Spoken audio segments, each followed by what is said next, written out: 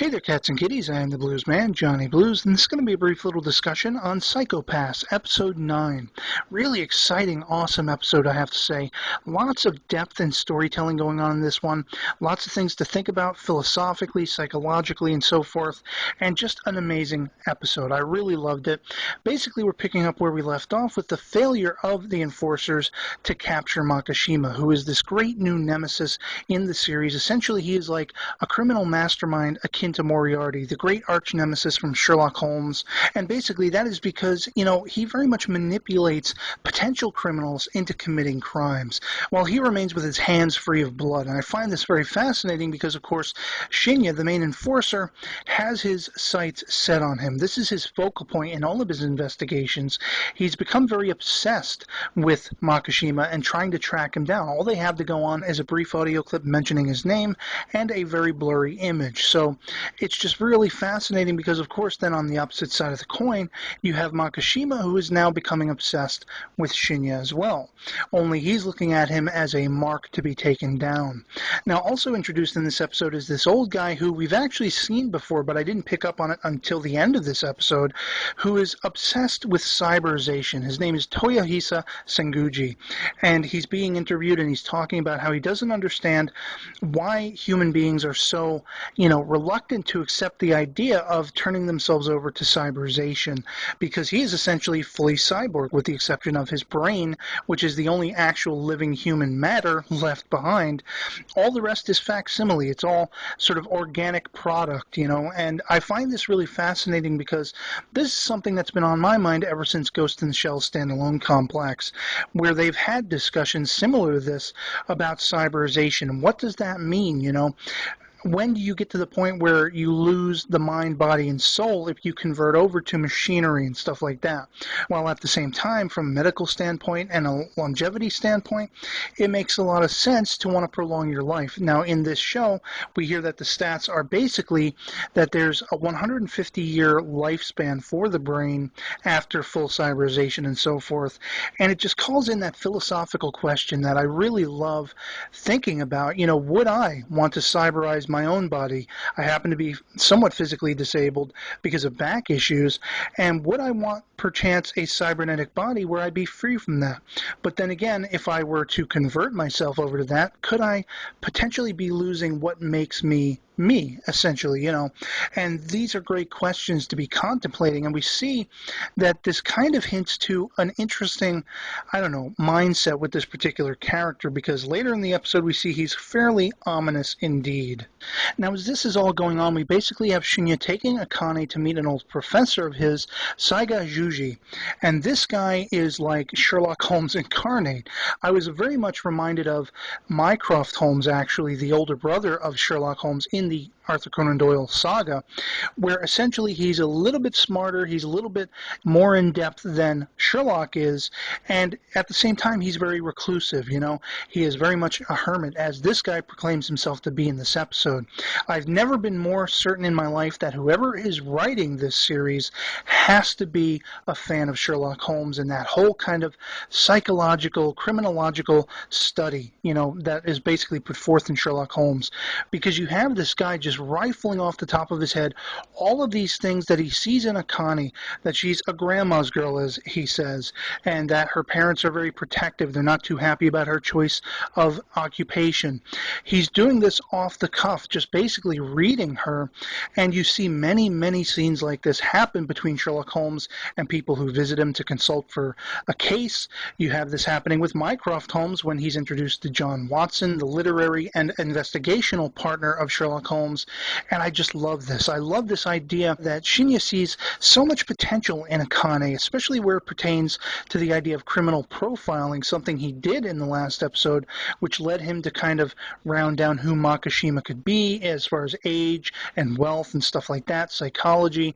And this is something that Akane is very excited about as well. So essentially, Shinya brought her to this guy Saiga to have him give her a crash course on that profiling and that psychological, being able able to just look at criminals and get an idea of what makes them tick. And this is really, really awesome. Now, on the coattails of this, we have basically when Shinya and Akane return to the Enforcer's outfit, and they're going over the fact that they don't have anything other than this audio clip and this faulty image, you have Genoza the boss just get right up in Shinya's face. You brought her to this guy, didn't you? Why did you do that? Can't you get over your problem?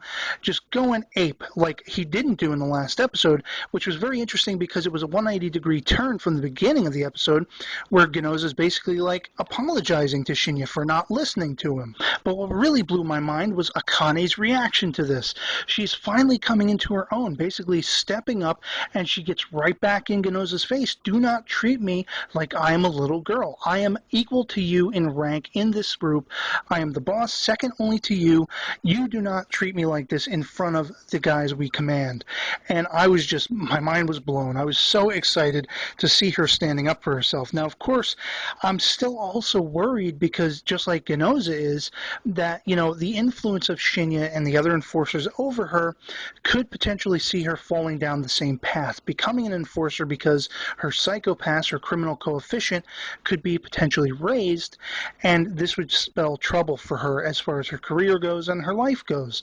Because what follows on the coattails of this is the enforcer Tomome basically pulling her off to the side when she's about to go file a complaint about Genoza, and explaining the fact that, you know, Genoza basically has a personal history that relates to why he's so sketchy about the enforcers, the psychopaths, the criminal coefficient, all of that stuff, why he treats them like dogs on a leash and stuff like that most of the time.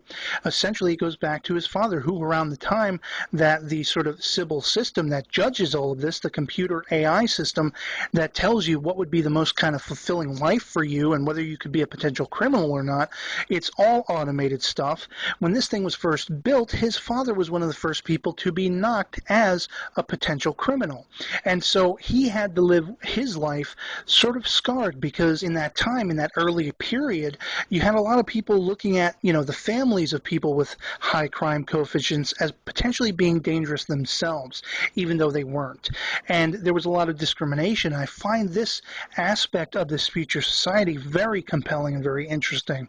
So you have that depth to go with Genoza as far as why he looks down on Shinya in a way. He was his partner, and in a sense, as he does with his father, he feels let down. He feels like the person themselves, without actually being to blame for it, let him down, you know, sort of turned on him in a way. And so now he's looking at Akane as this younger girl. She's come in as the second in command of this entire group, and he's really worried that she could potentially fall down that same path. Now, I wonder if this also hints at the fact that maybe Genoza is close to that himself. Maybe he's closer to it than he's willing to say, and he's in denial about it, or he's trying to be protective because he's reined himself in and he wants to be able to see Akane go free of becoming a potential criminal as well. And then as we get onto the last leg of this episode, we have a scene that's intercut with that to do with that old guy that we met at the beginning of the episode, who I've said we've seen before and I didn't realize it until now. Essentially, this is the guy who is like Makishima's right-hand man, somebody that Makishima uses to live vicariously through and also pick his brain, because this guy is much older. We don't know how old exactly, but he is fully cyberized. Just his brain is the original. And, you know, he's smoking a pipe, and Makishima's like, "Is that ivory?" And then very calmly, very complacently, he says, "Oh, these were fashioned out of the bones of Rikako Oryo, the killer from the last episodes."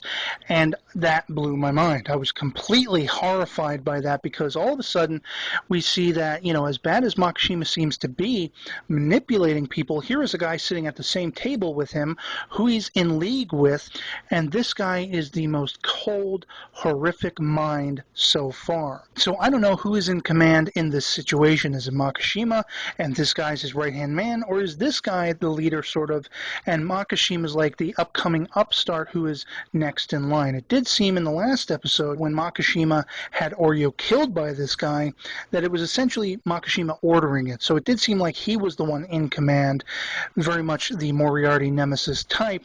But this old guy, Toyohisa, basically seems to be just as sick in mind, if not worse. And I wonder if that also speaks to that cyberization, that maybe once he's given up his physicality as a human being, maybe he's given up that part of himself that sees worth in other living human beings and other life in general.